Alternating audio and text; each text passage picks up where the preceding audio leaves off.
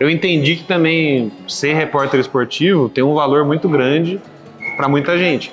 Porque para muita gente o momento mais legal do dia, o respiro ali é olhar a notícia do seu time, é ver a reportagem, assistir um jogo. E o entretenimento é muito importante para a vida das pessoas. Então eu falei assim, putz, isso aqui tem valor, sabe?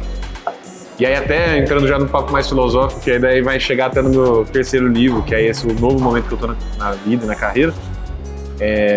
Tem uma máxima da filosofia do existencialismo, que é a de que nada tem sentido no seu sentido que você dá para sua própria vida.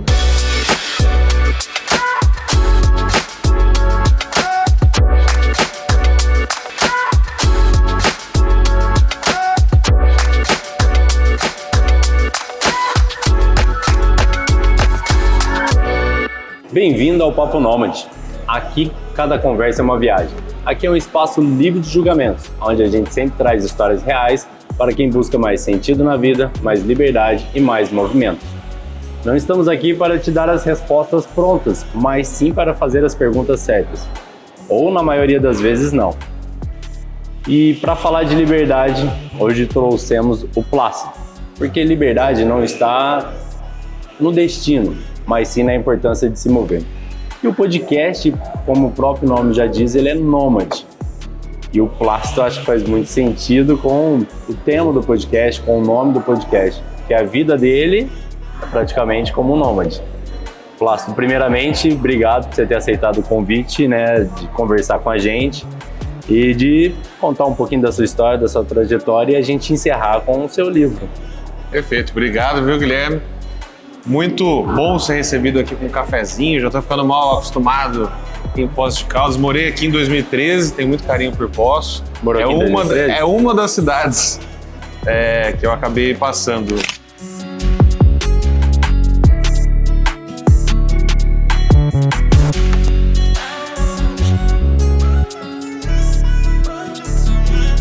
Até fazendo as contas de lugares que já visitei, assim, pensando até na proposta do podcast, eu bati o olho aqui e aí fazendo a conta antes do papo começar, eu já passei por 25 países, a visita, não morei em 25. Morei em... Quantos anos você tem? Tenho 36 já respondendo, mas morei em 3 países, morei no Brasil, obviamente, na Inglaterra e no Quênia, depois a gente entra mais nisso, e já morei em 9 cidades. Aí uma das 9 cidades foi Poços de Caldas. No meu início de carreira, eu tinha acabado de me formar em jornalismo, em Campinas, e aí vim trabalhar aqui. Bacana, cara, que legal. Você falou do cafezinho, né? A gente não vai te receber com um cafezinho, não. Calma que logo vem um pão de queijo aí. Tá? Coisa boa. Então, para quem tá nos ouvindo, hoje eu não esqueci. Hoje eu vou fazer uma autodescrição, tá bom, galera? Só pra gente pegar esse costume aí que a gente conversou lá no podcast com a Camila, né, do Instituto A. Até fica aqui um cardzinho para vocês assistirem essa conversa aí que a gente acabou dividindo em 2 episódios, né, que ficou muito legal. A Camila, assim, é fantástica. O Instituto A, para quem não conhece, é um instituto de autismo daqui de Poços de Caldas. E a Camila está como presidente lá do instituto. Então, assim, foi um papo divertidíssimo, bem legal. Então, convido vocês aí a entrarem e assistir essa conversa com ela. Bom, eu sou pardo, né? Eu, João Guilherme, sou pardo. Hoje eu tô com o cabelo mais curtinho, mais arrepiado, tenho um olho claro.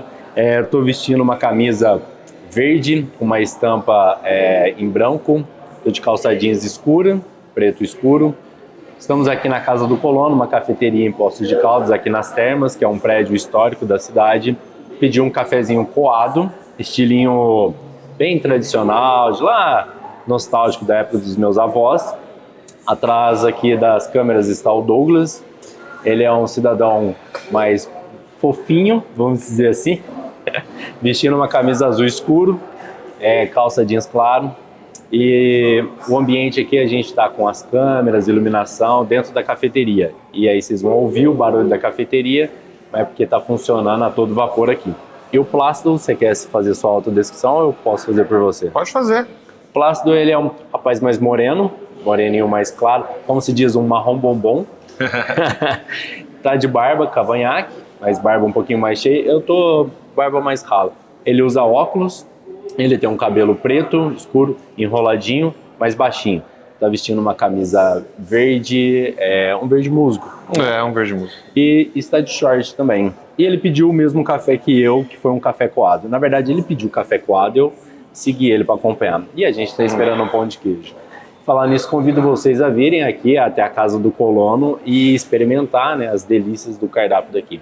Que além do café, pão de queijo, aqui também tem vinho, tem sopa, assim, é bem completo. E o espaço aqui é extremamente instagramável, né, como a gente diz. Tem um mini museu aqui do café, que tem algumas coisas de café, de torrador, tem máquina de escrever, tem calculadora antiga, é bem legal para conhecer o espaço aqui. E também as termas como um todo. Plácido, você falou aí, né? 25 países você já visitou. Morou em 9, né? 9 cidades. Né? Em 9 cidades. E Poços foi uma delas. Então você não é daqui de Poços, você não nasceu aqui, ou você nasceu em Poços? Não. Não? Nasceu onde? Eu nasci em Araraquara, mas até uma brincadeira que eu faço com os amigos araraquarenses, porque eu sou de São Carlos. O médico da minha mãe era de Araraquara, eu nasci lá, mas com 4 dias eu fui para São Carlos, ali quando minha mãe teve alta do hospital, eu pude sair.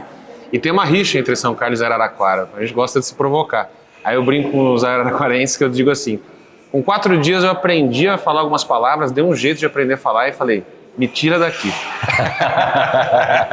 E fui para São Carlos. Adoro Araraquara, mas a piadinha é boa, eu faço com os meus amigos de lá. E aí eu cresci. Nem falou papai nem mamãe. Falou, me tira daqui. E aí peguei a estrada e fui para São Carlos. Mas daí eu cresci lá, fiquei até os 18 anos, porque os meus pais não são de lá. Meu pai era de São Paulo e a minha mãe é de uma cidade chamada Salmourão. Quase divisa com o Paraná, perto de Presidente Prudente, Oswaldo Cruz, interior de São Paulo. E aí os dois se conheceram, se casaram e foram morar em São Carlos para trabalhar nas universidades, lá na USP. Meu pai era professor de Química da USP e a minha mãe trabalhava como engenheira civil da UFSCar, que é a federal de lá. Na cidade universitária, São Carlos, no interior de São Paulo. E eu cresci lá, fiquei até os 18 anos. E aí fui fazer jornalismo em Campinas, na PUC Campinas. Lá eu trabalhei na IPTV como estagiário e aí quando me formei vim para Poços para trabalhar na IPTV daqui de Poços como produtor. Fiquei aqui um tempo. Você fez faculdade do quê? Jornalismo. Jornalismo mesmo? Formei em jornalismo. E aí vim pra cá pra trabalhar como produtor de reportagem. Conheci o nosso querido Douglas, que está atrás das câmeras. Dogão. Dogão é conhecido por muita gente aí nessa área do jornalismo. Ele era editor de imagem da IPTV naquela época. Era um bom editor ou um médio? Bom editor. Aí, Dogão, você pagou quanto pra ele falar bem de você, cara? Certeza. Criativo, pau pra toda obra, dedicado. E bom de grupo. Eita, devendo até o ano que vem, tenho certeza, Dogão. Tá devendo até o ano que vem. O Pix foi alto. O jornalismo.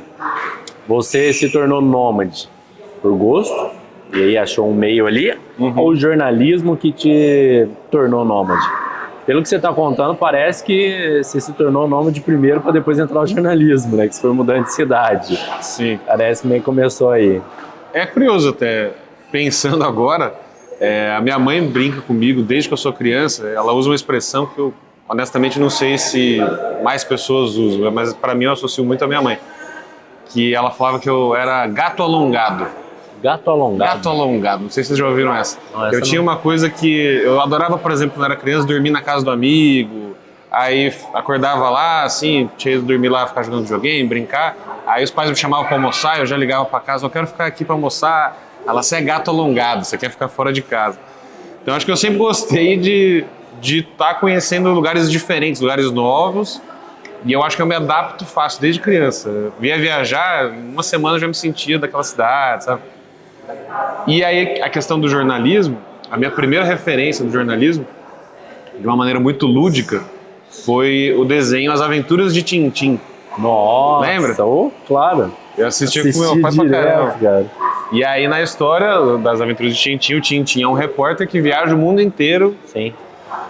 Desvendando mistérios, conhecendo pessoas, desvendando crimes ali, né? E aí eu lembro que eu assisti o Tintim e foi a minha primeira imagem de jornalismo. Eu falei, pô, o repórter, o jornalista é um cara que viaja muito, conhece o mundo, vive grandes aventuras.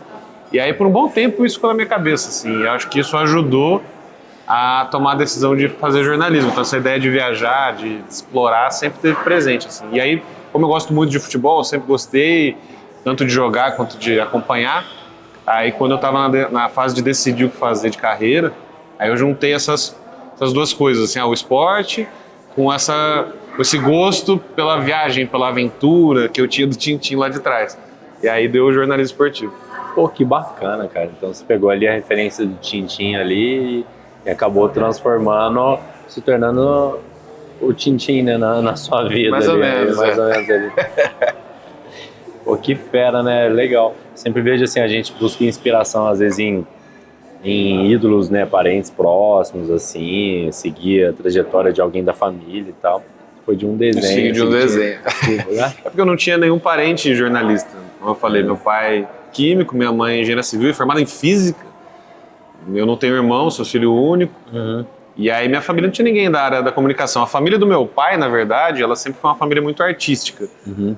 Eu tive uma prima, né, que era uma prima de primeiro grau do meu pai, mas eu sempre chamei ela de tia, que é Yara Karbstein. Até eu falei pouquíssimas vezes sobre ela. Mas ela foi atriz, fez filmes de chanchada na época, que o Brasil estava estourando com filmes de chanchada e tal. Foi uma atriz conhecida na época, mas foi a única da família para esse lado, assim. Mas todo mundo da família do meu pai, mesmo que faça outra coisa, tem um lado artístico aflorado, assim, sabe?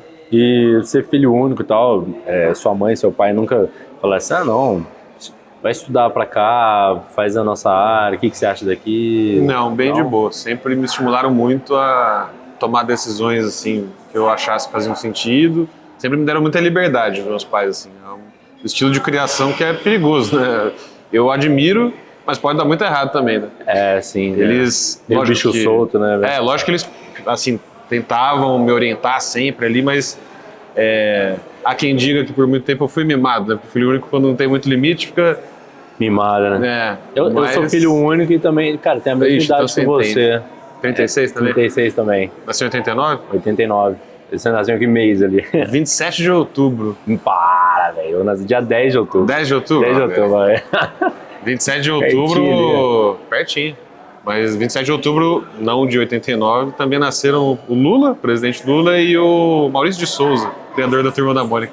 São menos importantes do dia 27 de outubro, certamente. Ai, meu Deus. Mas que bom que você foi pro lado do Maurício de Souza, né? Criativo. E aí, até falando sobre a questão dos pais, né? E aí, assim, os meus pais sempre incentivaram essa coisa do lúdico, sabe? Da imaginação, desde muito novo, assim. Uhum. E aí, quando eu decidi fazer jornalismo, mesmo que não fosse a área deles, eles incentivaram muito. E depois até eu fui entender isso, que no fim das contas, químico e alguém que, como no caso da minha mãe que se formou em física, eles também precisam ter uma imaginação muito aflorada.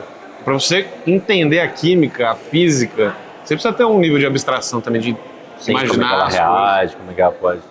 de imaginar, ali você imaginar fusão de prótons, nêutrons, você tem que ter muita imaginação tem também. Muita imaginação.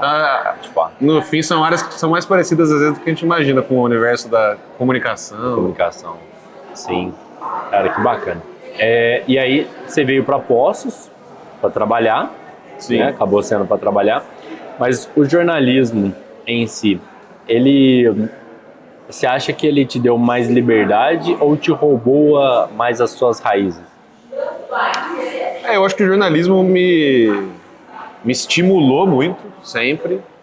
Eu vesti muito a carapuça do repórter, assim, desde cedo, sabe? Desde que eu comecei a trabalhar inicialmente como produtor e fazendo outras funções, mas assim que eu comecei a ser repórter, assim, eu acho que eu, de fato, virei a persona, sabe? Eu incorporei realmente muito a carreira como sendo parte de quem eu sou, assim. Uhum. E aí o jornalismo acabou me levando para lugares muito inesperados. Eu jamais imaginei, até um bom tempo, né? Quando comecei a trabalhar como jornalista, eu já até imaginava visitar e ficar um bom tempo na África. Mas assim, nem o Plácido super sonhador da infância chegou a imaginar, quando criança, que moraria em Nairobi, né? E o jornalismo me levou a morar no leste africano. Então acho que o jornalismo me mostrou um mundo que talvez, se fosse em outra profissão, eu não conheceria. E o que te levou aí para esse caminho? Porque a maioria dos jornalistas, né, vamos dizer assim, acaba ficando naquelas matérias sensacionalistas do dia, tragédias, não sei o que, na região. E você já não, você acabou saindo, né? Você acabou, tipo assim, quando que começou isso daí e como é que foi esse start para você? Tipo assim, eu tive uma ideia assim de um projeto e tal, levei para a empresa, algo do tipo, e aí comecei a viajar e tudo mais, não fui muito para a área de jornalismo, tipo de matérias, essas coisas. Como é que foi isso? Queijo. Chegou pãozinho de queijo. Então, a Postos é muito fundamental nesse processo. É um momento de muito aprendizado, quando eu morei aqui em 2013, e foi um momento de ruptura também, porque eu era recém-formado, né, como eu falei, e aí eu sonhava trabalhar com jornalismo esportivo, foi o motivo inicial ali que me fez entrar na faculdade e tal. Nem pensava se era TV, impresso, rádio, eu queria ser jornalista esportivo. E aí o caminho foi me levando para a TV, né, os estágios e tal. Só que no início da carreira, até como estagiário em outros lugares, eu fui estagiário de jornal impresso em Vinhedo, como repórter policial. Aí depois eu trabalhei na afiliada da Record em Campinas, que basicamente cobria polícia. Então eu fiquei muito com essa coisa da reportagem então, policial. Passou por isso. Passei. E na EPTV de Campinas e aqui eu cobria jornalismo geral. Então matérias tanto policiais, mas assim, produzindo muita coisa de bairro, problemas comunitários, jornalismo geral, economia, aqui na região que a gente mora em Poços, muita matéria sobre agronegócio, plantio das colheitas e tal. E aí nessa época de Poços de Caldas aqui em 2013, foi uma fase que eu comecei a perceber que não era aquilo que eu queria. Que eu falei, eu decidi fazer jornalismo para falar de esporte, para tentar viajar, conhecer outras culturas e tal. Como produtor, cobrindo assuntos cotidianos, do dia a dia, assim, eu não sei nem se eu vou querer continuar sendo jornalista, se for para esse caminho. Eu estava muito num momento de dúvida mesmo. E aí, na época eu criei um blog para falar de futebol junto com alguns amigos, o 442, tinha um canal no YouTube e tal. Foi precursor, inclusive, não tinha nem os Desimpedidos na época. A gente criou esse canal fazendo conteúdo de futebol na internet. Mas era um blog, né? Tinha o blog e tinha o canal no YouTube. E foi um dos primeiros canais de YouTube a falarem de futebol no Brasil. Não cresceu, longe de ser o tamanho do Desimpedido. Acho que você escolheu a tática errada. Mas se eu tivesse... Às vezes tivesse escolhido o 4-3-3... Era mais ofensivo. Mais ofensivo, entendeu? Talvez. Mas aí com a escrita do blog, eu comecei a gostar. Você falou, é realmente isso que eu quero. E aí eu pedi demissão aqui em Poços, no fim de 2013 para 2014, porque eu queria cobrir a Copa de algum jeito. Nem que fosse pelo meu blog. Copa do Brasil, Copa do Mundo ia acontecer no Brasil em 2014. Eu falei, isso é histórico, eu estou recém-formado, eu preciso trabalhar nisso. E aí, um jornal de Campinas, o Correio Popular, me chamou para ir para Campinas cobrir a Copa, porque o editor-chefe do jornal, o Carlo Carcani, gostava dos meus textos no blog. Gostou do jeito que eu escrevia, me chamou para participar desse caderno só de Copa. Aí fiquei 3 meses lá no Correio Popular e montei um projeto, junto com os meus pais ali já, para morar fora do Brasil um tempo e aprimorar o inglês e produzir conteúdo em um projeto especificamente que me possibilitasse entrar num projeto da Globo, que não existe mais, que era o Passaporte Sport TV, que era um projeto para correspondentes com até 3 anos de formado. E por um bom tempo se tornou meu grande objetivo. Eu queria entrar na Passaporte Sport TV, porque daí eu conseguiria ser jornalista esportivo, viajar. Era o melhor dos mundos. Eles vendiam esse projeto, inclusive, na época, como o emprego dos sonhos. E de certa forma foi.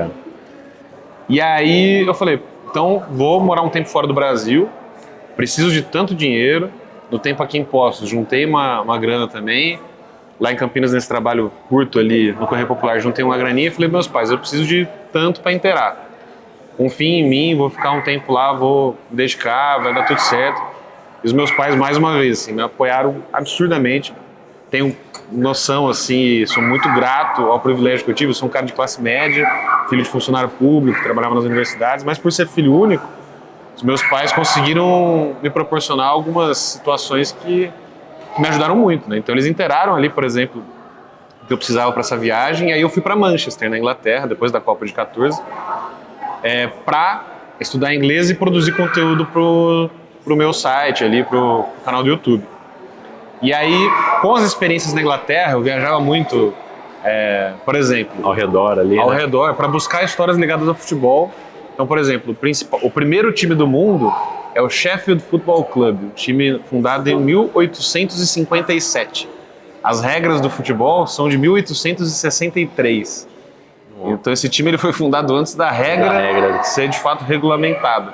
Eu até brinco no livro que eu depois vou explicar, que é o Paixão, uma viagem para o futebol inglês, que foi o livro que se originou dessa experiência toda. Mas tem uma frase que eu digo, que foi o melhor numa época em que era o único. O Sheffield. E aí, por exemplo, para contar... Qual era o nome dele? Sheffield Football Club. O chefe, né? Ele foi o chefe naquela época ali. E aí, para contar a história do Sheffield, por exemplo, eu saí de Manchester, peguei um trem lá sem conhecer ninguém e sem falar também, porque eu queria que a experiência fosse também essa ao relatar nos textos, né? Eu não queria produzir, ligar pro clube, ligar pro clube, marcar com alguém. Eu queria pegar um trem, ir para lá no dia de um jogo. No caso do Sheffield, estava na 9ª divisão inglesa. Hoje é um time pequenininho. Chegar lá, bater na portinha, comprar o ingresso, não sei o quê, e a experiência toda aí me levando, assim, sabe? Eu estava muito aberto para conhecer gente, conversando com as pessoas. Aí isso do Sheffield, por exemplo, eu fui também sem falar com ninguém, cheguei lá no dia de jogo, 3 horas antes do jogo, a hora que eu vi, o roupeiro do time saiu para resolver alguma coisa lá de fora, conversei com ele, expliquei que era jornalista brasileiro, que estava escrevendo um livro sobre futebol inglês. Falei, você é nosso convidado, entra aí. A hora que eu vi, eu estava no vestiário do time, ele me apresentou pro presidente do primeiro time do mundo, e assisti o jogo num camarote lá com eles, e registrando, conversando com todo mundo. E o inglês já estava nesse nível? Tava arranhando ali, né? O inglês da Inglaterra e do norte da Inglaterra especificamente é difícil, é bem puxado. Você morou na Irlanda, que é parecido, talvez. Lá tem uma história, eles falam muito truncado, né? É meio que parece que eles têm uma batata na boca. Parece que eles falam soquinho, né? E tem uma história que eu já contei aqui antes, mas tem um amigo meu lá, o Shane, ele é irlandês, né? Nativo, e aí fiz amizade com ele, a gente fazia casamento, fazia umas coisas lá, e ele era engenheiro elétrico, eletricista, na real. E aí a irmã dele, uma fotógrafa bem famosa lá, começou a ter muito trabalho e aí chamou ele para ser assistente e falou assim, olha, se eu for fazer vídeo, você vai ganhar mais do que sendo eletricista. Aí lá o equipamento é barato, ele comprou um monte de equipamento para fazer vídeo, mas não sabia nada. Aí uma amiga nossa em comum, brasileira, acabou nos apresentando, e eu ensinava ele a trabalhar com vídeo, ele me ensinava o inglês. Foi essa troca, assim, de qualidades, né? Aí a gente foi morava em Dublin, né? Eu morava em Dublin e a gente foi pra Cork. E aí, Cork é lá embaixo, né, da ilha. Aí a gente foi gravar um casamento de um jogador de hurling. Aí até a minha camisa, né, tá escrito, né, hurling, que o Alan que me deu quando ele foi pros Estados Unidos, ele trouxe a camisa de hurling lá da Irlanda. Olha só, uma coisa muito distante da outra. Aí a gente no casamento, cara, muita gente, a seleção de Cork, né, de hurling e tal, tava lá, quando esse jogador, e eles falando no meio do jantar lá, cada um vai contar uma história do noivo, ou da noiva. Eu não entendia nada, não conseguia entender. O pai, quando levantou para falar, piorou. Eu falei, eu não sei nada de inglês, não consegui entender nada.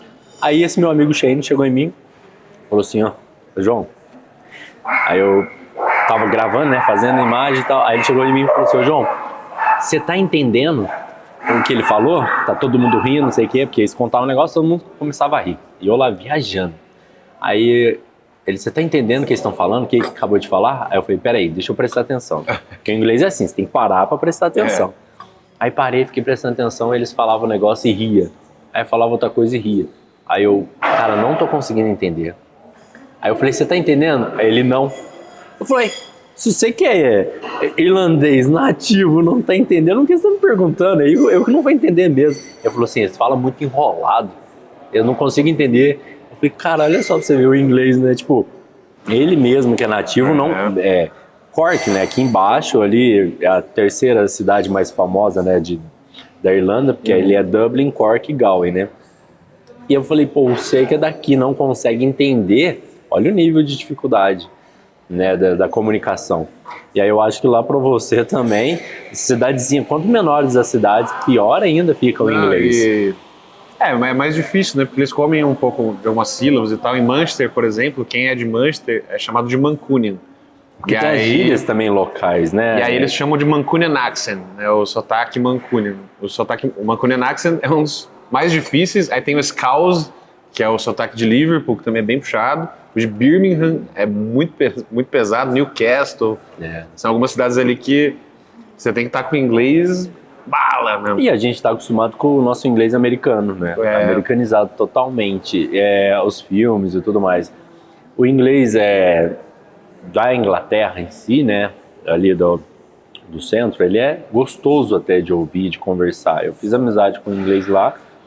E aí a pronúncia, aquela pronúncia aberta e tudo mais, eles comunicam bem, né? Pronunciam bem. Mas as cidadezinhas pequenas, aí o negócio a qualidade vai caindo. Aí o nosso inglês fica prejudicado. E aí por isso que eu te perguntei, o inglês estava bom nesse nível? Você conseguir se comunicar com eles, entender? Foi um grande treino, só que também na época eu tinha uma professora que o nome dela é grego, até porque os pais dela eram gregos, mas ela era de Manchester. Calypso Carimendes era o nome dela. Calypso Carimendes.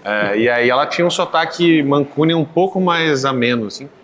E aí ela me falou uma coisa durante uma aula que eu levei, assim. Ela falou, você não precisa tentar falar como alguém de Manchester. Você precisa se comunicar, mas você é um brasileiro, então você tem que falar o inglês com o seu sotaque, de uma forma que você seja compreendido pela maioria das pessoas no mundo, não em Manchester. Aí me libertou, tirou um peso também. Eu falei, não precisa falar igual. Sim, exatamente. Porque a gente vai pra lá, a gente fica preocupado em querer falar igual. Sotaque, as nuances e tal. Então, por exemplo... Pra não parecer índio, né? Ia pedir uma cerveja, por exemplo, num pub. Aí na frase formal ali, você vai falar, can I have a pint of beer, né? E aí os ingleses, ali em Manchester, eles falavam, can I have a pint of beer? E aí eu falei, num primeiro momento eu falei, vou até tentar fazer igual, vai. Aí um dia eu cheguei ali, can I have a pint of beer? Aí o cara foi e me deu a cerveja. Eu falei, funcionou. Mas não precisava fazer assim. Lá a gente encurtava tudo. One pint, please. Mais fácil. É sempre assim, lá já one pint. Pode ver. Mas no fim das contas é isso. É o respeito à cultura deles e também respeitar a nossa. Porque também se você começa a querer falar igual a eles, você tá também tentando anular que você é brasileiro, disfarçar e não. A gente é brasileiro, a gente pode falar com sotaque. Assim como vai chegar alguém de fora e vai começar a aprender português, vai falar com sotaque também. E legal que a pessoa se esforce pra tentar falar português, né? Sim. E eles são compreensivos, assim, tipo assim... Eles entendem que a sua dificuldade no inglês, até mesmo para te contar as histórias deles, foram compreensivos? Sim. Não, foi bem tranquilo, assim. Acho que com uns 2, 3 meses ali de vivência e fazendo o curso, além de trabalhar ali como jornalista, eu também estava fazendo muito curso, né? Muitas aulas, então me ajudou muito a fluir. E aí, até voltando aí a trajetória, aí com essa experiência na Inglaterra, aí eu escrevi o livro, Paixão, uma viagem pelo futebol inglês, voltei ao Brasil, publiquei o livro e aí... Você escreveu o livro lá? Como eu tinha um blog, eu fui escrevendo muitos textos e aí eu na época comecei a escrever um blog para a ESPN Brasil, para o site da ESPN, que era um blog chamado Diablog Vermelho, sobre o Manchester United. E aí eu escrevia textos sobre o Manchester e tal.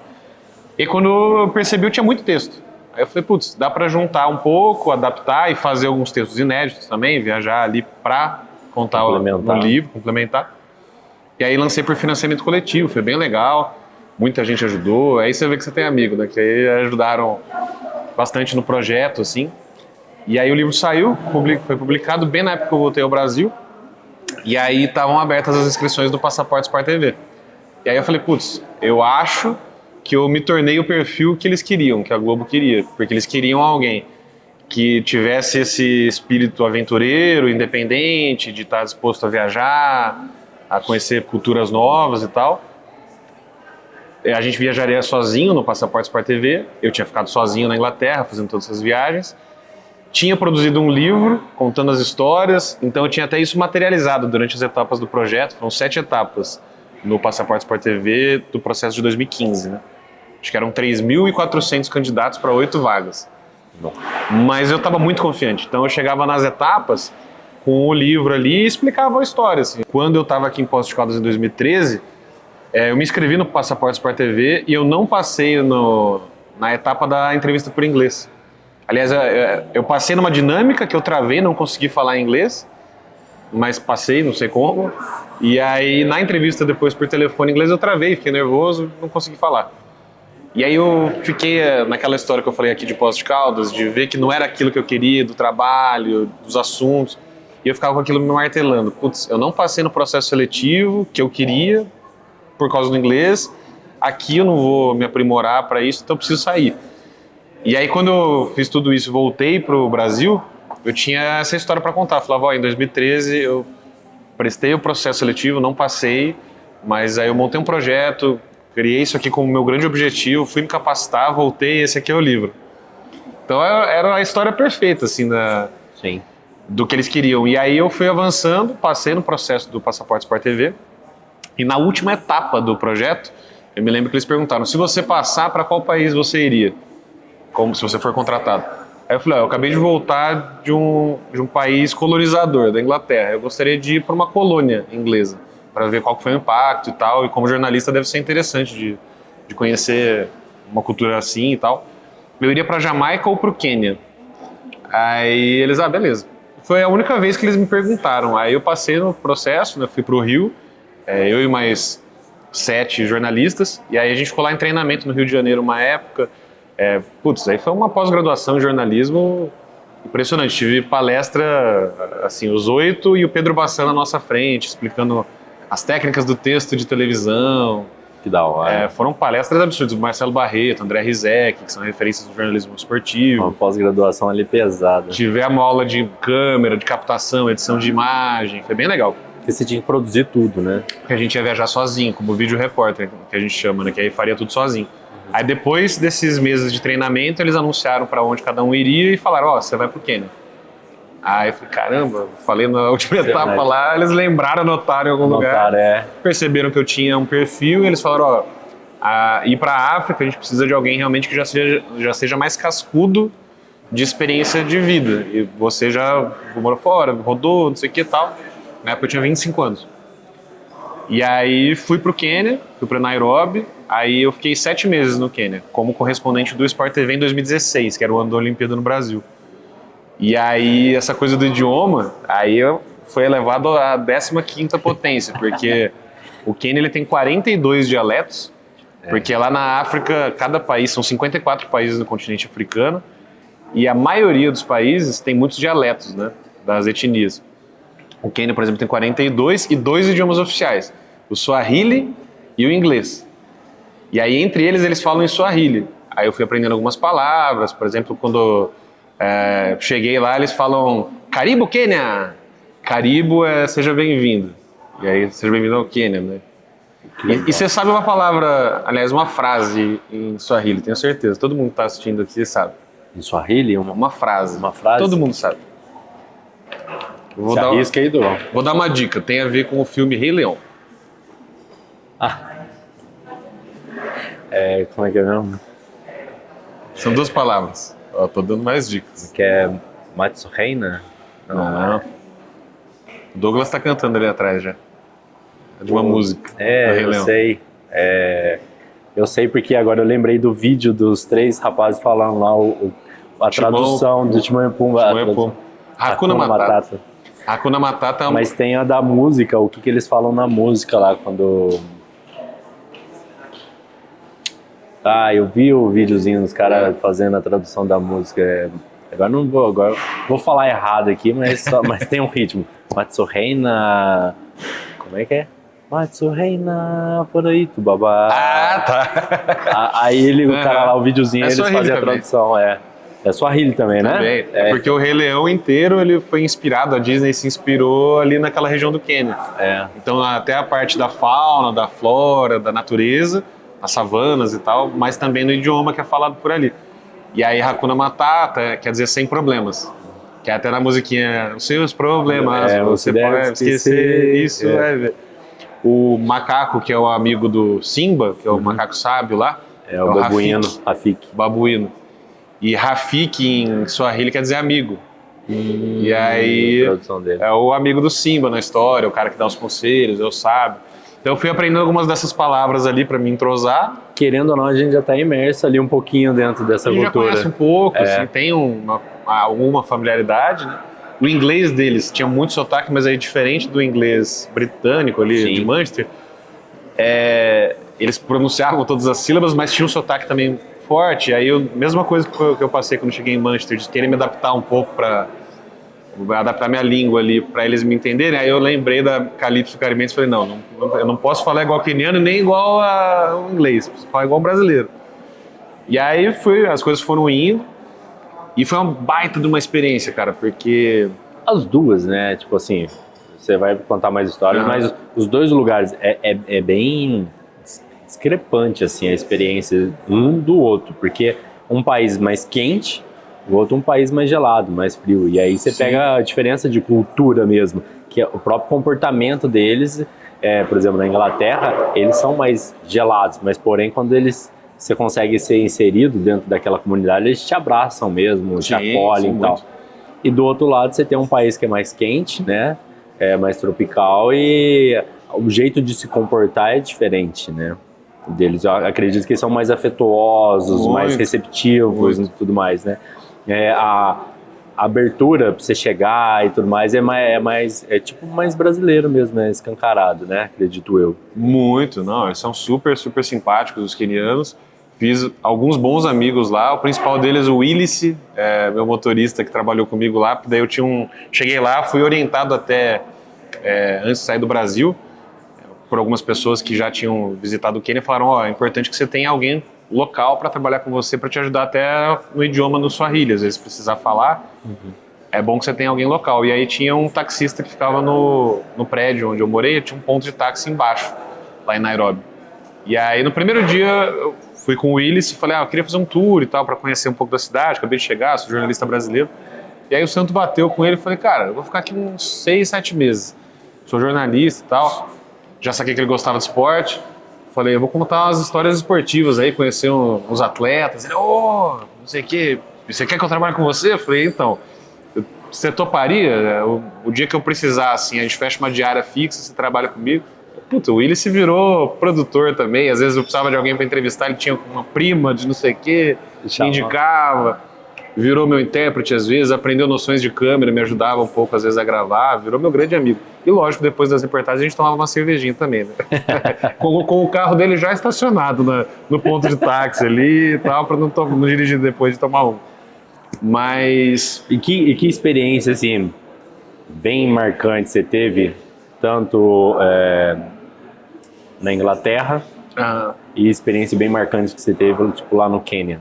Você falou assim, olha, essa história me marcou bastante. Tem uma história especificamente que dificilmente eu vou viver uma experiência tão aleatória quanto essa do Quênia. Eu acho que foi a experiência mais aleatória que eu já vivi na vida, assim, como jornalista, como pessoa física, que foi uma vez que a gente estava indo fazer uma cobertura, quando eu estava lá em Nairobi, a gente ia fazer uma cobertura do Prêmio Laureus, ou Laureus, que é considerado o Oscar do esporte. É uma cerimônia anual que tem votos de várias pessoas da área do esporte. E aí um projeto lá do Quênia ganhou como melhor projeto de Sports for Good, um projeto de esportes para o bem, né? Que era um projeto chamado Moving the Goalposts, movendo as traves, que era em Kilifi, no litoral queniano, uma cidade extremamente humilde, se eu não estou enganado, mais de 60% da população da cidade de Kilifi vivia abaixo da linha da pobreza. Só que ao mesmo tempo era no litoral do Oceano Índico, maravilhoso ali, de praias, lindo, o espaço mais pobre, mas com muita pobreza.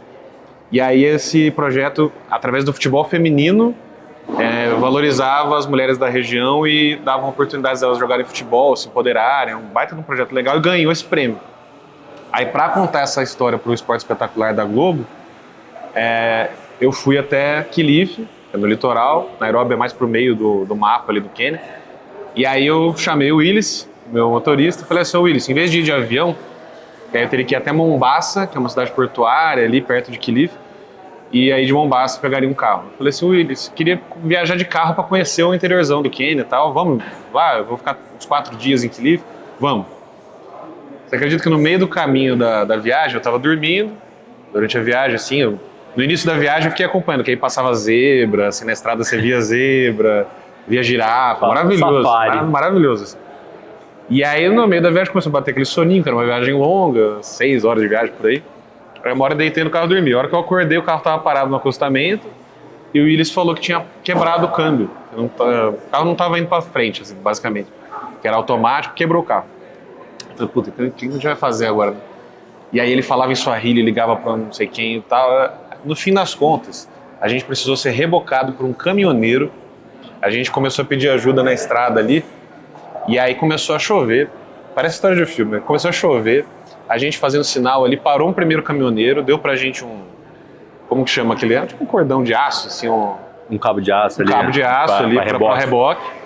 Só que ele falou, eu tenho cabo de aço, posso até deixar com vocês, mas eu tô com pressa, eu preciso entregar as coisas, porque é uma rota comercial que a galera vai pra Mombasa, que é a cidade portuária, então vai muito caminhoneiro pra lá, e volta pra Nairobi, que é a capital. Ele tinha horário para chegar em Mombasa, ele deu o cabo de aço pra gente e vazou. Aí, daqui a um tempo, outro caminhoneiro parou, falou, eu reboco vocês, mas eu não tenho cabo de aço. Aí a gente falou, não, a gente tem. Caramba. Aí botamos ali e tal, sentei com ele no carro, o caminhoneiro foi, pum, soltou o cabo. Aí eu olhei pro Willis e falei, putz, tá pesado, né? Nós dois no carro, tá sendo rebocado. Eu vou lá com o caminhoneiro.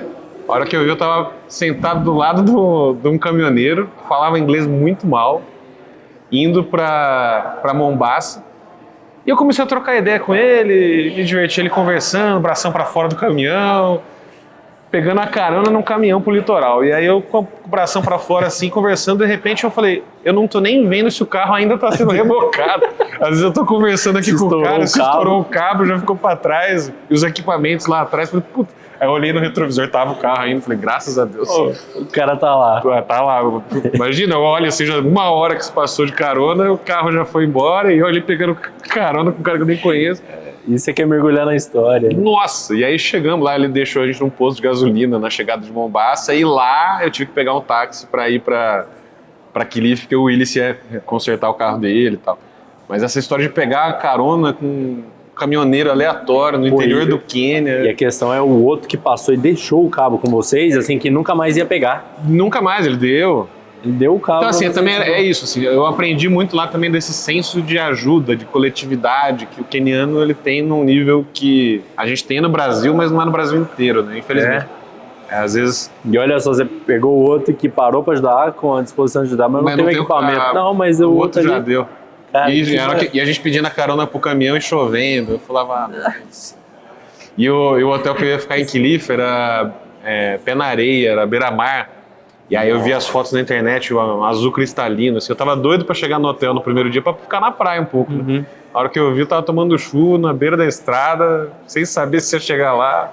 Cara. Cheguei, foi uma baita experiência. Aí virou, por exemplo, essa história tá no Nuvem de Terra, que aí toda essa experiência no Quênia, como eu sabia que também era uma oportunidade muito rara de estar lá, e viajando muito, conhecendo muita gente, então eu fazia as reportagens para o Sport TV e para a Globo, mas eu fui já escrevendo diários e algumas crônicas. Você fazia as coisas extras, então? Para já registrar aquilo, porque eu percebi que estava num lugar raro e que todo mundo que eu falava no Brasil me falava que eu não conhecia nada, basicamente, sobre o Quênia, a não ser que eles são grandes corredores. Só isso. É o que a gente então sabe. Eu falei, eu vou registrar o máximo que eu puder sobre cultura, histórias, personagens. É porque lá também, né, não tem como, até falando de corrida, não tem como nem competir com eles, né? Eles falam que como é que é? O técnico de corrida deles é uma chita. Você põe a chita pra correr atrás. Então, mas o duro que isso aí é o estereótipo. Estereótipo não tem. Estereótipo, não. É bem estereótipo. Eles treinam numa região ali do interior do país, que é o Vale do Rift. Em 2 cidades especificamente, Item e Eldorê. Aí eu morei no final da experiência, morei 1 mês em Item, durante a Olimpíada eu fiquei lá 1 mês. E lá, putz, tem uma cultura de treino absurda, assim. Absurda, né? É uma cidade rural, pequena, mas com uma cidade rural no interior de São Paulo, no interior de Minas. É simples, mas é muito organizadinho, assim. E aí, todo dia pela manhã, eles reúnem uns comboios assim, de 60 corredores e treinam pra caramba, tem uns campings, uns alojamentos, é bem interessante. Assim, falando da parte física, né? Lá tem o time de futebol. Você chegou a acompanhar o time de futebol de lá? Do Quênia? Cheguei a fazer uma vez uma reportagem sobre um jogo Era eliminatórias da Copa das Nações Africanas. A Quênia e Guiné-Bissau. Foi horrível o jogo. Foi horrível. Não, futebol lá não é o forte deles. É meio que, tipo, futebol de várzea daqui. Na época que a gente meio tava grosseiro. lá, na época que eu tava lá, eles, por muita coincidência, tiveram o primeiro treinador brasileiro na história da Liga Queniana, que foi o Zé Maria. Ele é um lateral que jogou na Itália, na Inter de Milão, jogou no Palmeiras, no Flamengo. Isso que eu ia falar, ele jogou no Palmeiras, né? Eu acho que eu tenho um quadro Flamengo. lá em casa, 1994. Essa época aí. De 1994 tem o Zé Maria. O Zé Maria, ele jogou a Olimpíada de 96 também, pela seleção brasileira. E aí o Zé Maria, ele foi técnico do Gor Mahia, que é o principal time do futebol queniano. E na época que eu tava lá, então eu fiz bastante matéria com o Zé Maria para mostrar a adaptação de um brasileiro lá no futebol. Eu lembro que nos jornais saía escrito: Zé Maria vai trazer o jeito samba de jogar futebol para o Quênia. Eu achava engraçado, assim, curioso. Mas é um futebol mais físico, assim, não é tão técnico. Lá, mas curiosamente, assim, lá eles têm grandes corredores, mas os corredores estão realmente concentrados no interior do país. Nairobi, que é a capital, não tem essa cultura de atletismo, assim. E a galera curte muito futebol inglês, Premier League. Eles gostam de assistir futebol. O esporte mais popular é o futebol. Cara, porque a parte física, né, é extremamente diferente da nossa. Tem até o que eu tava vendo, um brasileiro no Rio de Janeiro. Ele tá tentando diminuir o pace dele na corrida. Ele tentou fazer o mesmo pace, que é 2,40, 2,50, que é o pace dos quenianos. E o máximo que ele conseguiu correr foi 500 metros em 1 minuto. Aí ele fala assim, cara, eu não consigo, é insano, não dá. Os caras são, tipo assim, fora da curva. Sim. Então, assim, eu vi esse vídeo desse cara aí, desse corredor. Cara, eu não consigo, não sei como é que os caras conseguem correr isso durante 20 quilômetros. Eu tô conseguindo, tipo, 500 metros. O máximo que ele conseguiu foi 700 metros. Ele vem tentando aumentar. O máximo que eu consegui correr foi 700 metros no pace dos quenianos. É absurdo. Os caras... Pra gravar uma reportagem, eu lembro, sobre os corredores, a gente foi de carro acompanhando, assim. Pra fazer as imagens, eu tava gravando, e a gente foi de carro. Cara, imagina você correr a 20 km por hora. Uma vez que a gente pôs na esteira, o máximo que eu consegui correr por um determinado curto tempo ali, né, o sprint, foi ali em 17, 16, e aquela coisa, você mais tinha medo de cair do que se concentrar ali na passada mesmo. É insano o negócio. E aí, até já falando aí do livro, né, que surgiu, aí eu acabei na volta lançando Nuvem de Terra, relatos do primeiro correspondente esportivo brasileiro no Quênia. Então, eu me tornei o primeiro correspondente brasileiro lá, nunca tinha tido. Nunca tinha tido. Não. Então, quando você foi para Inglaterra, você já escreveu um livro. Quando você foi para o Quênia, você trouxe outro livro. Na Inglaterra foi o Paixão, uma viagem pelo futebol inglês. E aí, na volta do Quênia, eu lancei o Nuvem de Terra. E aí, essas histórias de bastidores e tudo mais, dos aprendizados, estão no Nuvem de Terra. E aí, até, por exemplo, essa história do atletismo, alguns treinadores me disseram isso lá e eu pude ver na prática que, no fim das contas, o segredo dos corredores quenianos, que todo mundo tem curiosidade para saber, né? Eles diziam exatamente isso. É o trabalho duro. O segredo dos corredores quenianos... Simplesmente é o trabalho duro. Eu lembro que eles falavam, it's the hard work. É o trabalho duro, eles treinam absurdamente, se dedicam muito, comem bem, eles vivem em função do atletismo. Assim, mas isso naquela região do país. Isso que eu ia falar, mas ali é só naquela região, né? Só na região do Vale do Rift, que chama. O queniano agora, por exemplo, que bateu o recorde da maratona, correu a menos de 2 horas, né? Sebastian Sawe, ele é dessa região do Vale do Rift. É uma cidade ali, Capsabá, que chama. E teve alguma história lá que você passou, tipo, sem ser essa do perrengue, né, que acabou dando certo no fim, mas passou alguma história de sufoco, de perigo? De perigo, teve uma história que também está no livro, porque daí também tem muito a ver com o contexto cultural que você tem que entender ali, para também a gente não olhar e julgar, assim, porque assim como no Brasil a gente tem muito problema de segurança, lá também tem, e lá especificamente no Quênia, a população de lá é 99% formada por negros retintos.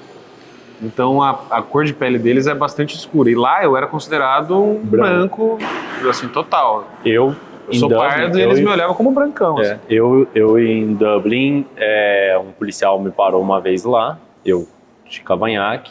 Quando teve o atentado em Londres, no trem lá, Uma semana depois, eu com a minha mochila nas costas, você viu o tamanho da mochila verde, eu tava com uma GoPro, tem um Luas, que é o trem lá no chão, eu tentando fazer uma imagem de pôr a GoPro no chão e o Luas passar por cima. Eu pegar aquele time-lapsezinho ali. E eu, antes de pôr a GoPro lá, né, vai que passa e rebenta com o negócio, estraga um transporte público, né, eu não sou também idiota, eu coloquei um pedacinho de um plástico para ver se ele passava, enroscado no bueiro. Bem no cruzamento principal da cidade. O Dublin é capital lá, né? Nem me toquei. Uma semana depois do atentado de Londres, então tava todo mundo em alerta. Idiota aqui com uma mochila nas costas, indo lá no bueiro lá, colocava um negócio, passava o luz. Só que era cada... Isso é uma bomba, né? Exatamente, era a cada 10 minutos para ter um. Então eu ficava 10 minutos ali esperando, até o próximo passar. Eu fiz 3 tentativas, para poder achar a altura certa, para poder pôr a câmera lá. Pedi autorização para alguém? Não. Só simplesmente me deu vontade na cabeça de fazer uma imagem diferente.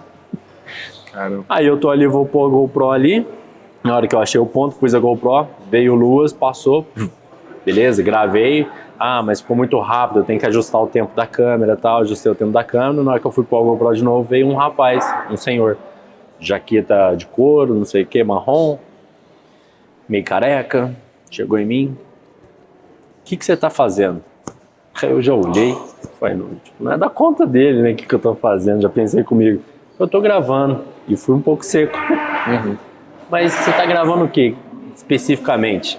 Aí eu pensei comigo, falei, pô, mas esse cara é chato, né, tipo, tô aqui fazendo, não tô atrapalhando ninguém, né. Falei, mas por que você quer saber? Né, perguntei, tipo assim, aí ele só abriu assim a jaquetinha, assim, tinha o distintivo. Tinha o direito. Distintivo assim na jaqueta, aí eu olhei, nossa, gelei. Eu tava ilegal no país. Gelei. É um medão de polícia. Aí na hora que eu olhei, eu falei, caramba, velho, tô perdido. Já comecei a gaguejar, o inglês já não saía mais. A situação que eu vou contar é parecida. Aí eu fui conversar com ele, aí peguei o celular, fui mostrar meu trabalho, ó, eu faço vídeo, faço isso, eu tô aqui pra gravar o Luz, não sei o que. Autorização de quem? Nossa, não tem, sei lá, se me deu vontade. Eu falei, mas alguma coisa de errado? Ele falou, não, tá vendo ali? Aí ele mostrou na esquina, tinha 5 câmeras da via, assim. Aí que eles estão te vendo de lá e me mandaram vir aqui. E lá, a polícia de rua, guarda, né, que chama, eles estão de azul e tal, e ele é paisano. Então, tipo assim, ele era como se fosse policial civil, né, da polícia civil. Aí chegou e tal, aí eu expliquei, falei, nossa, me desculpa, tal, mas eu não tô fazendo nada demais, esse é o equipamento. Mostrei pra ele, mostrei na GoPro. Ele falou, sabe o que é, cara? Olha só pra você ver. Aí ele foi me explicar. Faz uma semana que teve um atentado de bomba no metrô em Londres. Tá botando um negócio no bueiro. Você tá com essa bolsa nas costas que a gente não sabe o que tem aí dentro. Eu falei, não, eu posso te mostrar, é só equipamento de filmagem. Ele falou, sim, mas lá eles estão te olhando na câmera e não sabe disso. Você tá colocando um negócio ali numa via pública. Transporte público carrega quantas pessoas? Tipo, mais de 60 pessoas. A cada 10 minutos. Você tá pondo um negócio ali no bueiro. Então, assim, olha só pra você ver. Ele falou assim, você é moreno. Ele falou assim, você é escuro. Aí eu olhei escuro, porque pra eles são muito brancos. É isso, é choque cultural, cada lugar vai ser visto de um jeito. Olha a tua barba, olha como é que você tá vestido. Aí ele começou a me falar, relatar, aí, mano, que eu fui ter essa percepção de que, mano, você é um cara de outro país, você não é daqui, você é escuro, você, tipo, sabe, tem tudo pra ter uma bomba. A história do Quênia, lá eles chamam quem é de fora de muzungo, eu tenho tatuado aqui. E até me dei conta que faz muito sentido com o nome do podcast, Papo Nômade, né? Muzungo, em Swahili, quer dizer andarilho sem rumo. E aí eles chamam os estrangeiros de muzungo, porque quando os europeus colonizaram ali o leste africano, eles se perdiam, não sabiam andar ali. E aí os locais falam, o muzungo ali, ó o muzungo, andarilho sem rumo, perdidão. Perdido. E aí com o tempo foi tão repetido que todo mundo que vai de fora é muzungo. E aí eles chamam geralmente muzungo, eles percebem que você é muzungo pelo tom de pele. Então lá eles sabiam que eu não era queniano. Quando eu tava andando ali, todo mundo negro retinto, eu andando, eles muzungo, muzungo, muzungo, muzungo. E aí você tá exposto, né? Foi a primeira vez que eu percebi que eu era o diferente, sabe? Porque aqui no Brasil todo mundo, a gente é uma mistura muito grande. Muito grande, Lá eu era o diferente. E aí, como eu tava também vivendo muito a realidade de entrar nos lugares, realmente assim, eu não vivia na zona dos estrangeiros, que tinham colonizadores ali ingleses e tal, descendentes de colonizadores, né? Eu tava realmente querendo viver a experiência queniana com os locais. Então era sempre o diferente, eu era sempre o muzungo. Aqui é uma tirinha de uma situação lá que aconteceu, que eu tava... De futebol, hein? Eu tava cobrindo um jogo, um treino do time do Zé Maria, e aí 3 crianças chegaram e começaram a passar a mão no meu braço e gritar muzungo, muzungo. Falou que tinha chegado, aí eu não sabia dessa história do Anderlil Sem Rumo e tal. E elas começaram a passar a mão no meu braço. E aí o Willis, meu motorista, falou assim, elas estão te tocando porque elas querem saber como que é a textura da sua pele. Que é diferente. Porque né? eles nunca tiveram contato com alguém de pele mais clara. Eu falei, cara... E aí eu tatuei essa tirinha dessa situação. Mas esse momento, por exemplo, foi bonito, foi lúdico e tal. Mas aí teve uma vez que eu tava andando no centro com o Willis também, com esse meu motorista. Tava no centro de Nairobi, um caos assim, tipo São Paulo, carro, gente atravessando rua. E aí chegaram... Eu tava com equipamento também, mesma coisa, tava com tripé, claramente tava trabalhando. Chegaram 3 pessoas, 2 caras e uma mulher, me abordaram ali. A gente é policial, você tá fazendo o que tá fazendo o que aqui no Quênia? Aí eu, sou jornalista brasileiro e tal. Cadê seu documento? Aí eu mostrei o passaporte, a mulher tirou o passaporte da minha mão, olhou. Não, acompanha a gente. Aí começaram a falar em Swahili. Eu falei, meu Deus do céu, pra onde que eles vão me levar? Estão com meu documento na mão. O cara pegou meus documentos todos. E aí você tá sem o passaporte, você tá ferrado, né? Aí a minha sorte, que eu tinha, quando eu cheguei lá em Nairobi, por orientação da Globo, eu visitei a Embaixada do Brasil no Quênia.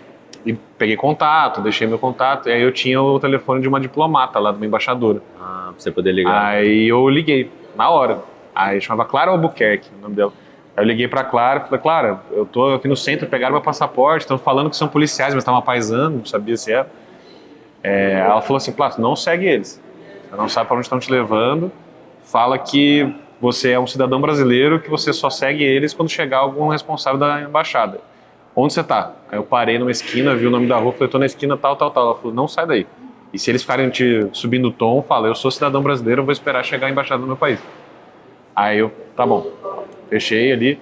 Aí falei, é o seguinte, acabei de falar com a embaixada, eu vou ficar aqui, eu não vou sair, eu sou jornalista, não sei o quê. Aí eles ficaram conversando em Swahili, perceberam que ia azedar pra eles, que ia chegar a embaixada, tudo, aí me devolveram o passaporte, falei, não, dessa vez passa. Aí, mas eles queriam propina, né? Com certeza eles iam pegar propina. Cara, a minha sorte é que o nome do meu pai é João Batista e o meu é João Guilherme. Eu dei o nome do meu pai. Porque eu dei minha carteira de motorista pra ele.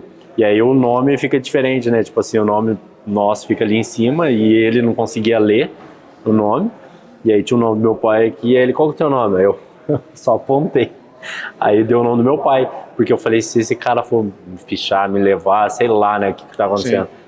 Aí eu dei o nome do meu pai, João Batista lá, e ele anotou, aí o número do celular eu dei certo, aí deu o nome de outro endereço que eu tinha morado, que eu lembrava, mas sim, morrendo de medo, nunca deu nada. A conclusão que eu entendo, assim, é que no fim das contas, todo país é complexo, né? Todo país tem suas coisas boas, ruins, e quando você estiver inserido naquela realidade, você vai ter contato com as duas coisas, com as coisas boas e ruins, e nesse caso a gente tem perrengue, tem história boa, tem história difícil. Sim. E aí, o fato de você ser estrangeiro também intensifica isso, né? De quem é ruim, olhar e ver como uma oportunidade de se dar bem. Aqui, como no Brasil também, que eu diga os gringos que vão pro Rio de Janeiro, que sofrem um bocado, né? Então, a gente vê as histórias aí nas praias, né? E já teve alguma história assim que você falou assim, cara, não dá, o jornalismo assim, parece que não é minha área... Até o momento não teve nada que te fez pensar em desistir? Desistir não, eu amo muito jornalismo, vou ser sempre jornalista, até participei aqui do Flipostos, né, por esse lado literário que eu levo em paralelo, e eu até falei isso na mesa que eu participei, que eu acho que uma vez repórter, você vai ser repórter pro resto da vida, o espírito, a essência. Então eu me vejo no jornalismo de uma forma ou de outra, meio que sempre, assim. Você não vê que, tipo assim, você pode fazer uma transição para ser escritor? Vejo. Você vê? Vejo. Assim, em algum momento, sim. Mas não abandonar o jornalismo, porque o jornalismo é o que te dá as matérias para escrever os livros. Dá as histórias, talvez, Dá essas vivências, pode ser. Mas, eu acho que quando eu voltei do Quênia, justamente, fui morar no Rio, aí eu fiquei na reportagem do esporte da Globo no Rio, de 2017 até 2020. Aí eu depois fui para São Paulo, no início da pandemia, e aí para ficar mais perto da família, voltei e tal, porque eu sou do interior de São Paulo. E aí eu tô lá desde então. Então, quando eu voltei pro Rio, eu tinha acabado de viver duas experiências, uma atrás da outra, e muito intensas fora do Brasil, a Inglaterra e o Quênia. E cobrindo assuntos muito variados, e falando disso, de cultura, de história, de histórias humanas muito grandes.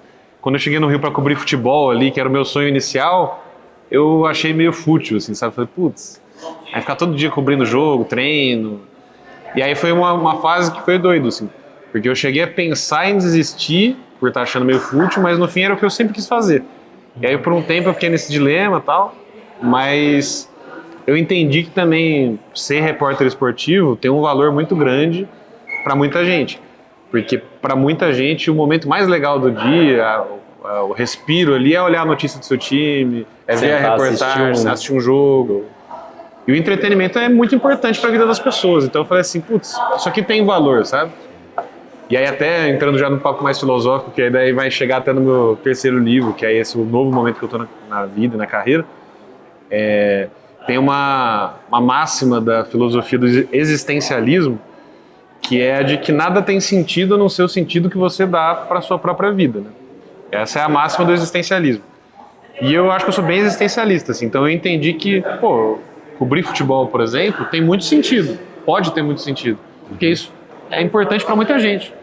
Então, voltei a dar sentido ao meu trabalho ali, e é sabe? importante para você também, né? Porque você é fanático pro futebol, Exato, né? também... Apesar de não torcer para um time muito bom... Não, isso aí a gente mantém em segredo. Só para aí. Na opinião dele não é muito bom, então a gente... Você não gosta de revelar o... Não pode, pior que não pode. Não pode revelar? Um dia quem sabe. Um dia quem sabe, você não gosta de revelar o time que você torce? Não, por recomendação ali do nosso meio é recomendável não revelar. Você fica isento nas suas opiniões? Mas fica aí o mistério. Ah, mas eu falo, eu sou palmeirense. Fica o mistério. É algum rival do Palmeiras, então. Aí fica por aí. Nossa, tem vários. Ainda Fica mais agora, o Palmeiras em primeiro lugar, tem vários rivais. Os outros 19, né? Da Série A. São poucos. É um dos outros 19 da Série A. Você vê aí qual é, dos 19 aí, os rivais aí do Palmeiras, tá? Desculpa aí, gente. Mas eu respeito muito o Palmeiras. Aqui é essa câmera, né? Respeito muito o Palmeiras. Você como jornalista, agora você vai me falar isso daí. Palmeiras, vocês conseguem reconhecer que o Palmeiras foi o primeiro time a ganhar um Mundial? Pelo contexto da época, dá pra dizer que sim. No contexto da época, ele sabia que ele ia trazer algum, mas... Não, tem que analisar o contexto. O contexto da época o contexto da época faz sentido, É. Mas vamos mudar o assunto. Olha lá, queria que ele confessasse o Mundial do Palmeiras. Mas sobre a sua pergunta anterior, assim, essa questão de ficar na dúvida com o jornalismo, eu ainda sou realmente apaixonado pelo que eu faço e, ao mesmo tempo, eu cada vez mais gosto da escrita, da literatura, e também penso, por exemplo, por que não em trabalhar com roteiro de cinema, escrevendo, mas juntando essa coisa do audiovisual com a escrita, mas num outro jeito, assim. Você gosta, então, de não contar o esporte como ele é sempre contado normal. Você gosta de inserir um estilo cinematográfico no meio. No fim eu gosto de contar a história, Guilherme. Acho que contar a história, mas envolvendo o futebol. Também, de alguma maneira. Ou não necessariamente, assim. Eu tenho vontade de fazer documentário, tenho vontade de escrever até roteiro, eventualmente, para ficção. É uma coisa que eu sei até o meu fim. Eu costumo dizer para minha namorada, para Jeane, que o nosso fim eu já imagino. Eu gostaria de morar num lugar pacato, tranquilo, que eu pudesse ficar escrevendo. Lá na ilha, lá no Quênia. Em algum lugar tranquilão para escrever de boa e tal. Então meu fim eu sei que vai ser como escritor. O caminho, como a gente sabe, eu não sei. Vai indo para lá e para cá. E aí eu acho que nesse momento atual, agora até já fazendo meu marketing pessoal aqui, a gente está desde o início do papo com esse livro aqui, que é muito importante para mim, que é o Louca Normalidade, que é um livro que é um mistério psicológico com um drama familiar. Foram 7 anos de escrita e a figura do protagonista é inspirada no meu pai, que já faleceu e faleceu durante o processo de escrita. E a história conta, e aí você vai perceber agora as referências de tudo que a gente conversou. A história é uma ficção, se passa no Rio de Janeiro, e é a história de um jornalista aposentado que sofre um derrame, e aí por recomendação médica ele começa a anotar de tudo em blocos de notas para estimular a memória. E aí a história começa com uma anotação que ele não se lembra de ter escrito num caderninho sujo de terra.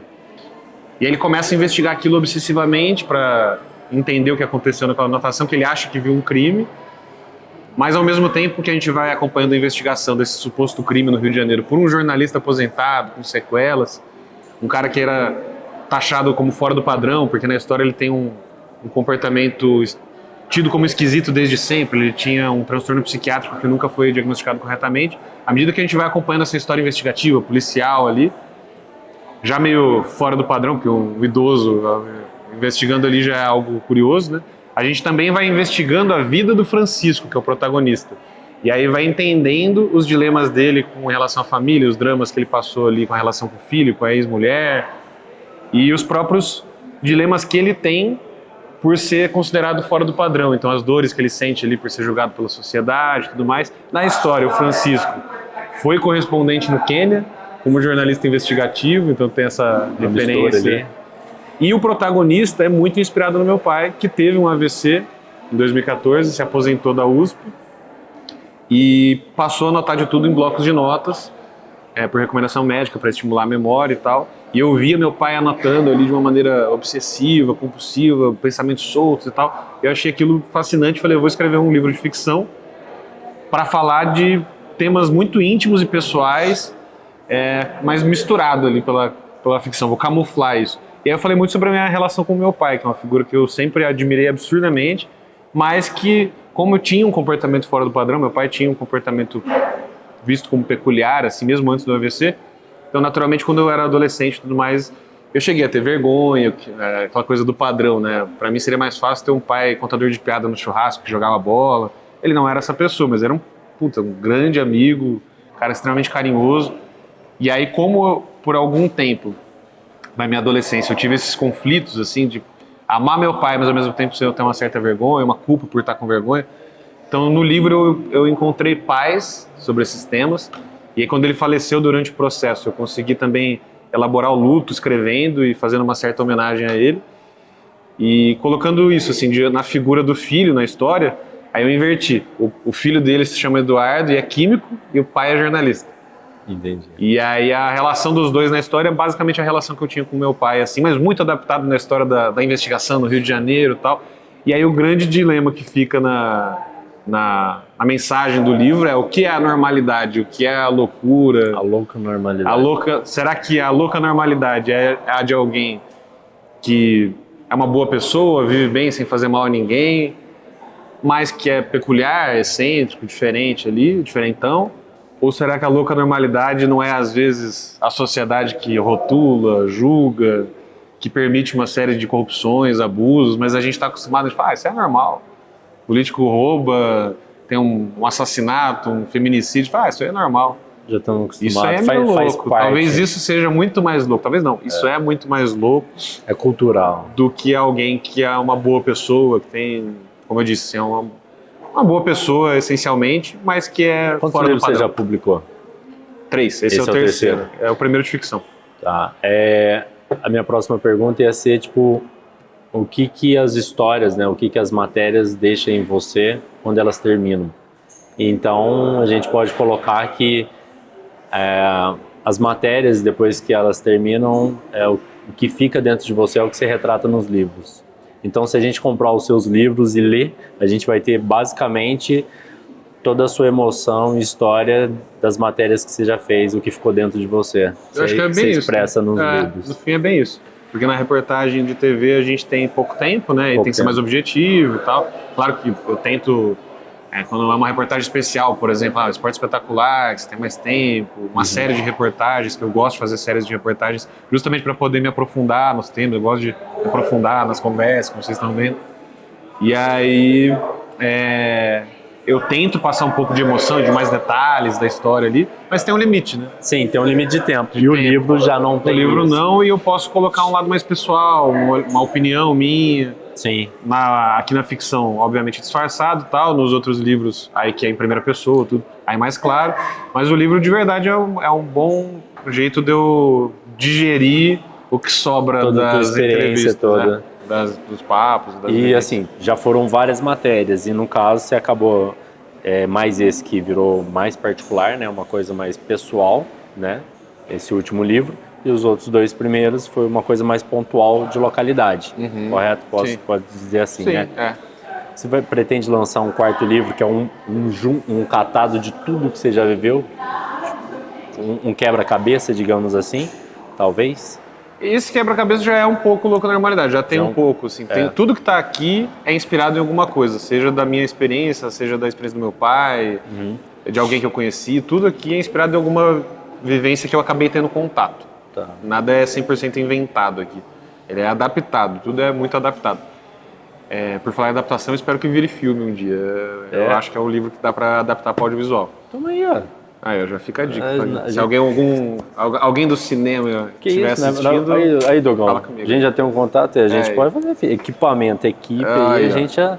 Cara, eu sou louco pra fazer eu participei, né, ajudei nos curta-metragem, com uns colegas meus participar de festival, que eu até queria, eu ainda não tenho um título, né, de premiação, assim, de festival, de curta, de longa-metragem. Tô até ajudando num filme com o pessoal de São João, mas é um filme mais para criança, Pirulis e Plim.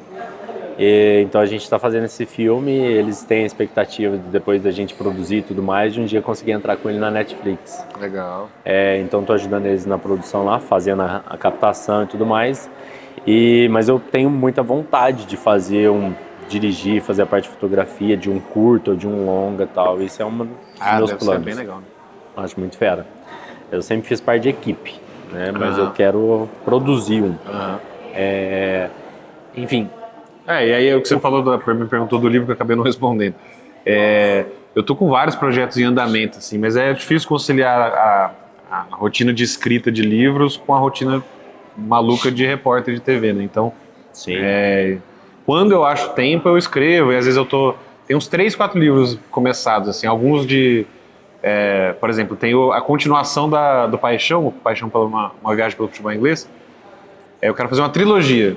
Paixão, uma viagem pelo futebol brasileiro, e Paixão, uma viagem pelo futebol argentino, que eu acho que são os 3 países fundamentais no futebol, assim. Sim. O que inventou, o que aprimorou, que é o Brasil, e o argentino que melhor sabe viver o sentimento, a emoção. Os caras são mais fanáticos, eles são mais fanáticos lá. Então, assim, pra mim é a trilogia da Paixão, sabe? E Paixão, uma viagem pelo futebol brasileiro, eu já tenho muita história, já viajei muito e tal. Então esse já tá uns 70% escrito. Mas do jeito que vai, eu acho que eu vou acabar deixando pra tentar lançar na Copa do Mundo de 2030. Pegar o gancho. Mas até lá eu tô escrevendo um suspense. Comecei a escrever um outro de ficção, que aí eu vou tentar fazer um livro que eu vou me divertir escrevendo, já tá sendo divertido, porque já tá em andamento. E é só uma história que eu gostaria de ler. Aí não tem nada a ver comigo, assim. É um suspense, o máximo que eu posso dizer, sem dar muito spoiler, porque como não tá escrito, vai que alguém vou escrever essa história.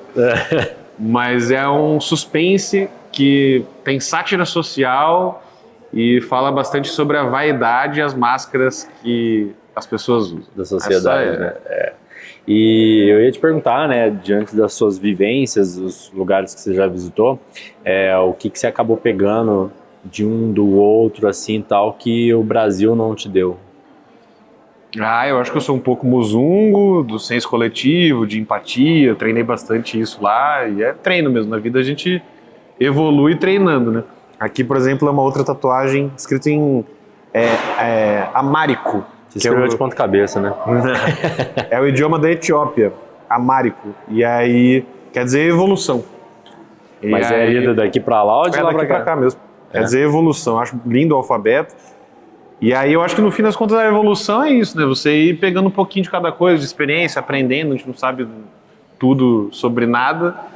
E aí é buscar evoluir. Então assim, eu acho que eu aprendi muito na Inglaterra, aprendi muito no Quênia, muito no Rio de Janeiro, muito aqui em Poços de Caldas.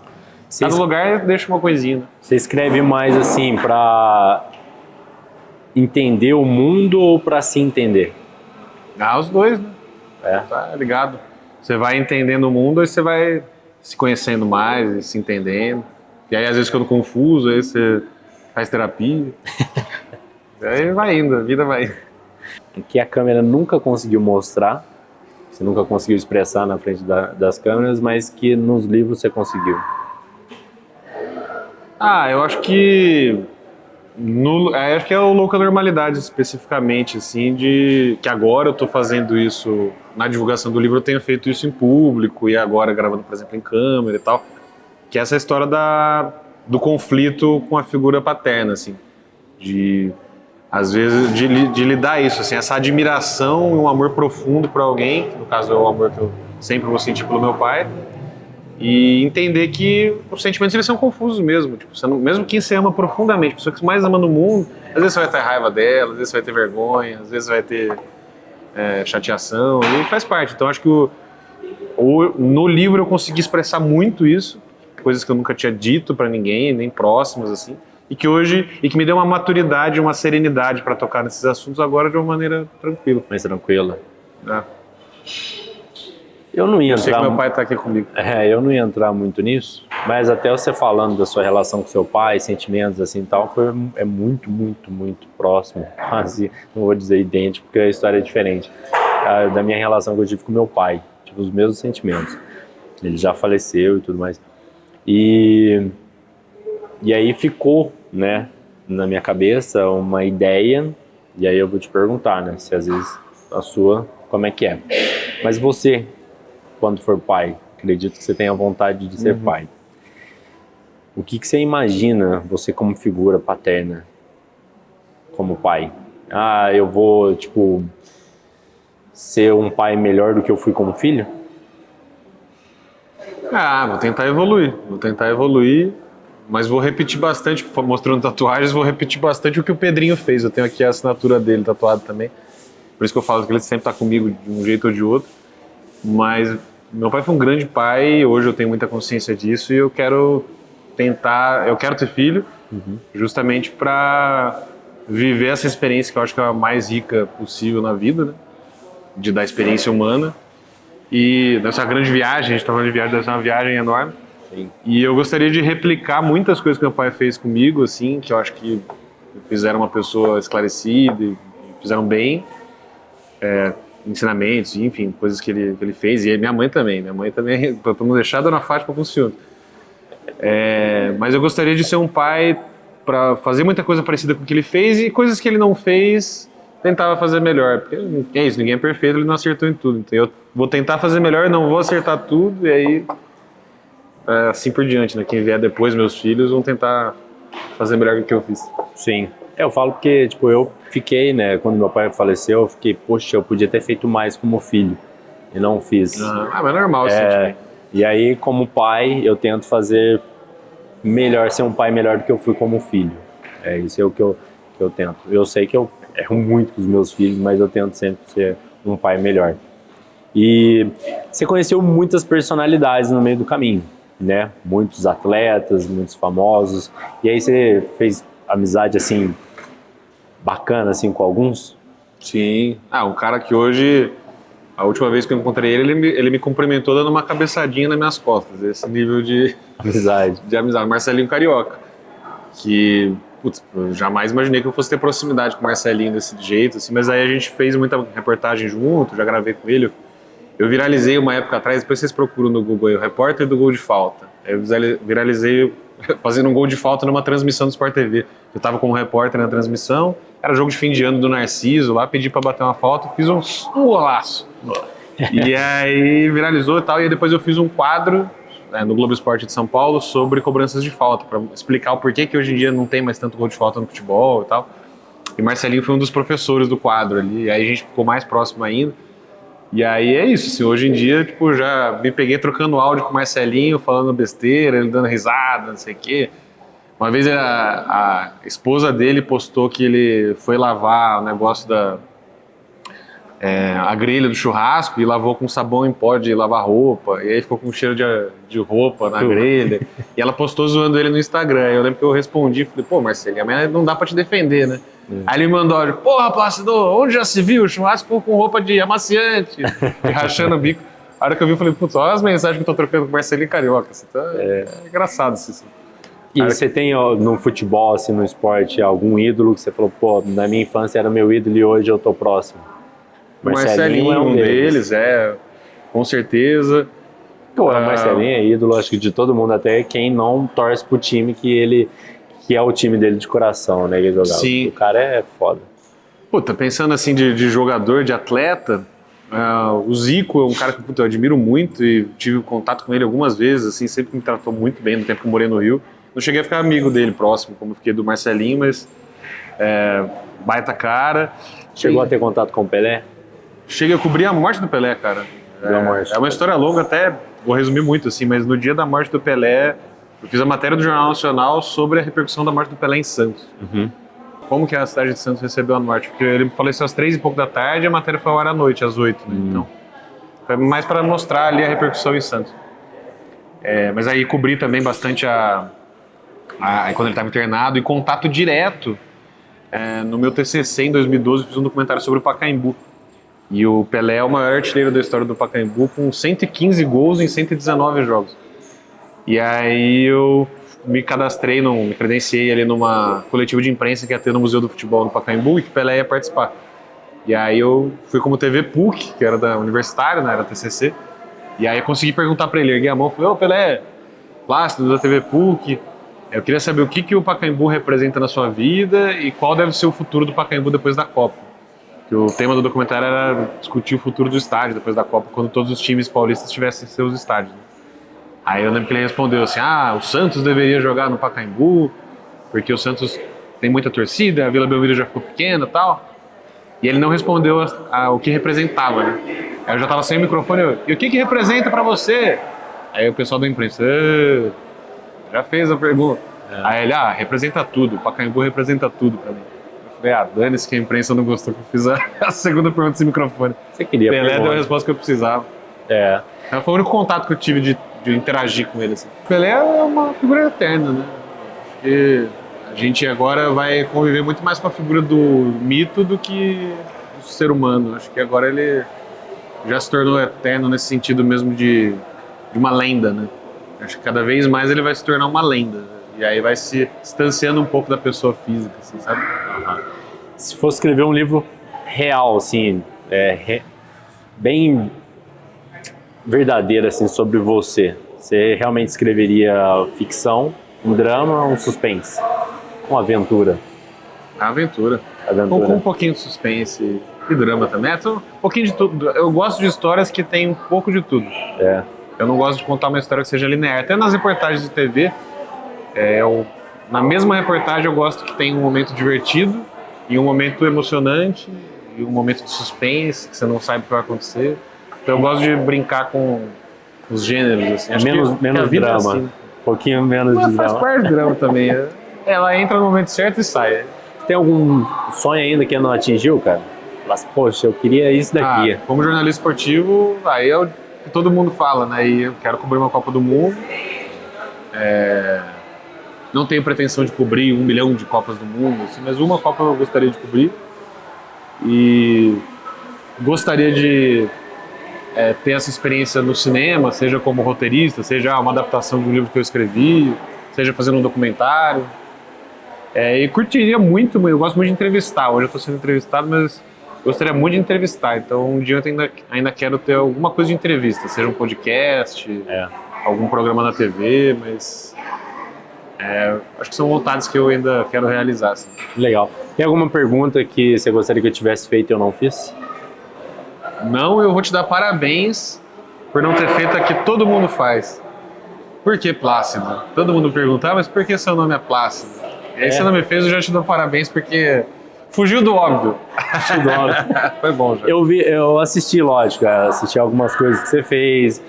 O Dogão me mandou o áudio da tua palestra, eu ouvi e tudo mais. Eu queria ter tido um pouquinho mais de tempo, porque eu gosto de fazer algumas brincadeiras, trazer alguns conteúdos de brincadeira e tudo mais. Mas infelizmente eu não tive esse tempo.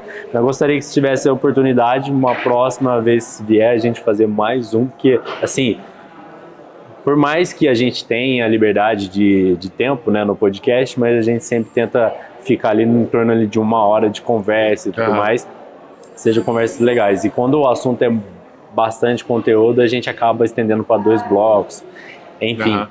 E eu sei que você tem tempo, né? Você tem aí, você não mora aqui, então você tem aí teu tempo aí. E numa próxima oportunidade, você vier, a gente conversar mais, para poder esmiuçar um pouquinho mais aí, porque você tem muito conteúdo, cara. Obrigado. Conteúdo mesmo. E então, assim, eu tento realmente sempre fugir um pouquinho do óbvio. Então, faça ali uma pesquisa sobre a pessoa. Não, mas o papo foi para lugares que eu não imaginava, foi legal. Gostei bastante da experiência, valeu pelo convite. Eu que agradeço. Espero que quem assistiu também ou escutou que tenha gostado. E eu realmente, se deixar, falaria aqui horas e horas. Minha namorada brinca comigo que é fazer um trocadilho com o meu nome. Ela fala, mas chega de plapo, tá com muito plapinho. E eu gosto de um plapinho furado, de jogar a conversa fora. Esse, inclusive, é um nome aí que poderia ser de um programa, um quadro de entrevista, assim. Plapo. Plapo. O Plapo de hoje é com o Guilherme. O Plapo tá bom, mas a gente tem que encerrar. Vamos fazer o seguinte, na próxima que você vier, a gente vai ter esse Plapo aí tomando uma cerveja. Perfeito. Pode ser? Lógico. Combinado. Aí você fala assim, tô indo pra Poços tal dia. Aí a gente marca aqui, Fechado. A gente se organiza.